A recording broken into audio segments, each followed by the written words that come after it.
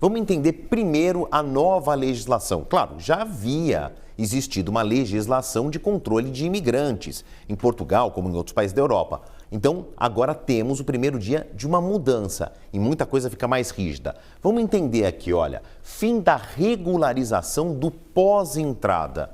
Antes era fácil entrar como turista e depois pedir a residência em Portugal. Agora não mais. Essa solicitação de residência tem que começar no processo do pedido do visto. Não dá mais para dar esse cambalacho aqui.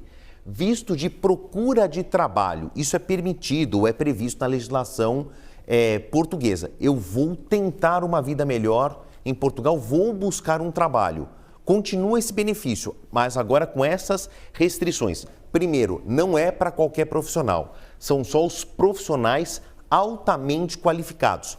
Ponto de interrogação. Embora essa lei tenha passado pelo parlamento, o governo português ainda não esclareceu, falta a definição do governo do que são essas altas habilidades, altas qualificações. Mas tem uma cláusula a mais. Tudo bem, você consegue o visto de busca de emprego por um determinado período. Não conseguiu ser empregado, tem de voltar para o seu país de origem. Contrato prévio de trabalho, tá? Você não vai sair do seu país de origem, do seu endereço, sem um contrato assinado. Nada disso de vir aqui tentar achar um emprego. Não, isso é um visto de trabalho prévio, tem que estar já contrato antes de sair de casa. E o reagrupamento familiar é possível. Alguém vai e depois traz o cônjuge, os filhos, os tios, os avós. Agora essa lista está mais restrita, então é preciso haver 2 anos de residência antes de pedir o visto que ele seja estendido a um cônjuge, a filhos. Tem uma exceção, casais com filhos têm uma maior facilidade. Então, isso aqui são as linhas gerais da revisão da legislação. Adiante, vou pedir aqui a próxima arte para a gente ver os impactos. Mas primeiro, qual que é o tamanho do número de imigrantes em Portugal e por que isso voltou à discussão? Por causa disso, residentes legais que imigraram de outros países para Portugal. Hoje, 1.600.000, quadruplicou em 8 anos, desde 2017. Portugal se tornou um destino muito atrativo. No caso de brasileiros e outros países da África Negra, por causa do idioma e até mesmo dentro da Europa, por causa dos custos. Muitos ingleses, alemães, franceses passaram a morar em Portugal por causa do custo. Estão dentro da zona do euro, mas é mais barato. Mas muita gente foi atrás de um emprego que não conseguia, principalmente vindos de países mais pobres. E aí existe alguns certos choques. Mas vamos lá. E os residentes ilegais? 34.000 já foram identificados pelo governo português e começaram a receber cartas de que deverão sair do país. Desses 34.000, 5.000 são brasileiros. 400.000 de todas as nacionalidades estão em um processo de tentativa de regularização. Pode ser que não consigam. Então, esse número de residentes ilegais ainda é um pouco nebuloso, justamente por essa enorme massa aqui.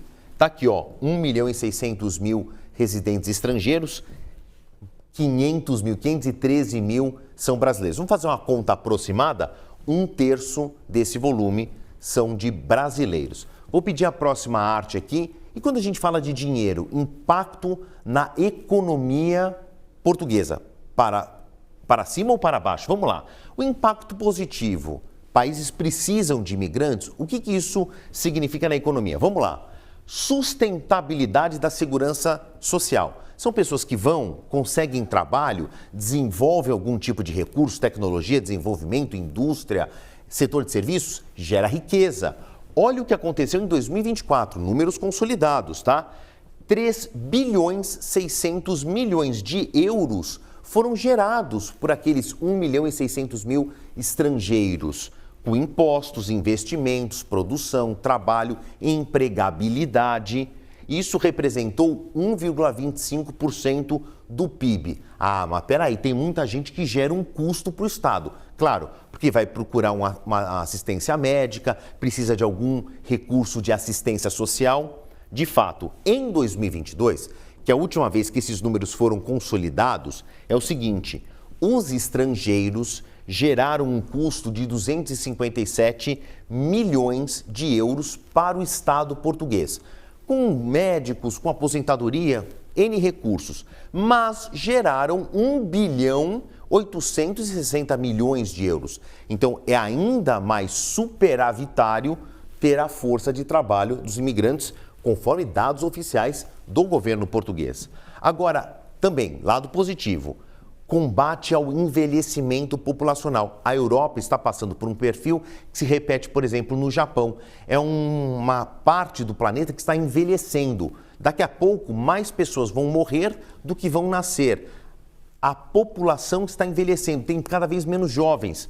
E quando você manda novos imigrantes, isso perde um pouco a velocidade do envelhecimento. Vão para mão de obra essencial, esse estrangeiro, agricultura, turismo, construção civil, e há um aumento da carga fiscal. As pessoas trabalhando geram riqueza e diminui o peso do imposto para o próprio português nato. Nestes números aqui também consolidados de 2024. Ou seja, houve um aumento de 35,2% para 43,1% do PIB com a arrecadação. Se todos esses estrangeiros fossem embora, custaria 1.700 euros a mais para cada português o custo do Estado. Vamos avançar para a gente encerrar e aí, de novo, vamos ver os aspectos negativos. Nem tudo são flores, né? Pressão sobre os serviços públicos. Então, é mais gente para a mesma quantidade de hospitais, para a mesma quantidade ali do seguro social. E quando houve, por exemplo, mais pessoas endinheiradas indo para Portugal, estrangeiros com recursos, o número de habitações é a mesma. Portugal é um país que não tem muito para onde crescer, então o número de imóveis é basicamente o mesmo. Isso houve uma inflação do aluguel. Uma imigração de mais ricos e uma imigração de mais pobres, houve uma pressão sobre os recursos sociais.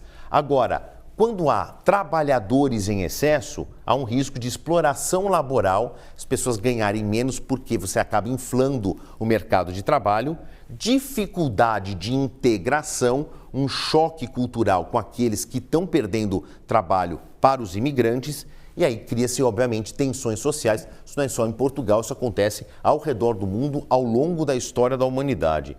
Pressão salarial, né? Há um aumento de trabalhadores. Aqueles que estão no mesmo setor vão ganhar menos.